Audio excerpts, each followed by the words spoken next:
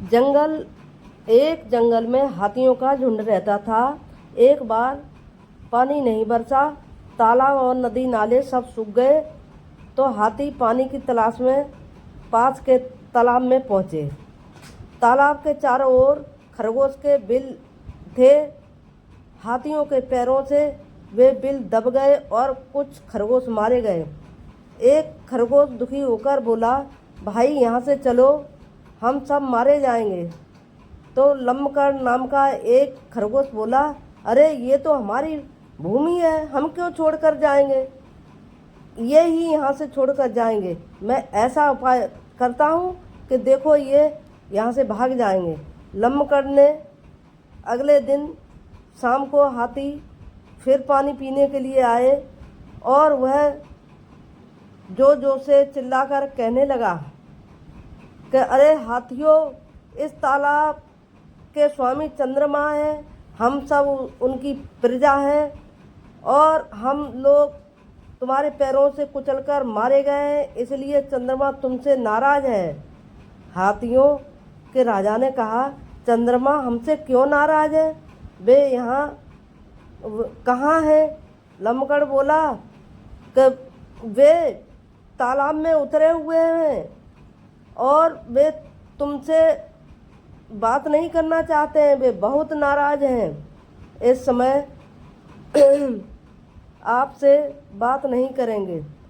हाथियों ने कहा, मुझे जरा मिलवाओ तो सही। लम्बकड़ हाथियों के राजा को तालाब के किनारे ले गया और उसे पानी में चंद्रमा का प्रतिबिंब दिखाया। हाथियों का राजा भयभीत हो गया।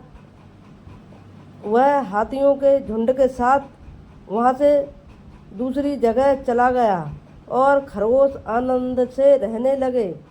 यह होती है बुद्धिमानी। अपना स्थान छोड़कर नहीं जाना चाहिए, दुश्मन को ही।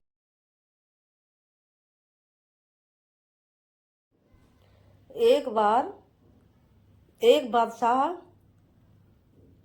शहर का चक्कर लगाकर वापस अपने महल पहुंचे तो देखा कि एक बूढ़ा दरबान एक पतले पुराने लिबास में महल की चौकीदारी कर रहा था।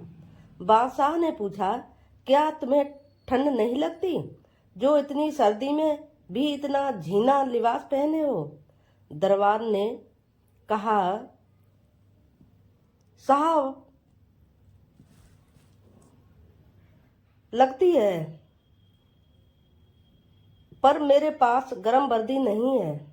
बादशाह ने कहा, बस इतनी सी बात, मैं अभी महल में जाकर तुम्हारे लिए गर्म कपड़े भेजता हूँ। बादशाह महल में जाकर भूल गए कि दरबान को क्या उम्मीद देकर आए हूँ। सुबह लोगों को दरबान की अकड़ी हुई लाश मिली। उसके हाथ में एक खत दबा हुआ था जो बादशाह के नाम था। उस पर उसने मरने से पहले लिखा था कि मैं बरसों से इसी वर्दी में चौकीदारी करता था, पर कल रात आपकी दी हुई उम्मीद ने तो मेरी जान ही ले ली। धन्यवाद। इसलिए किसी को उम्मीद दें तो उसको पूरा करें, यही इस कहानी से सीख मिलती है। धन्यवाद।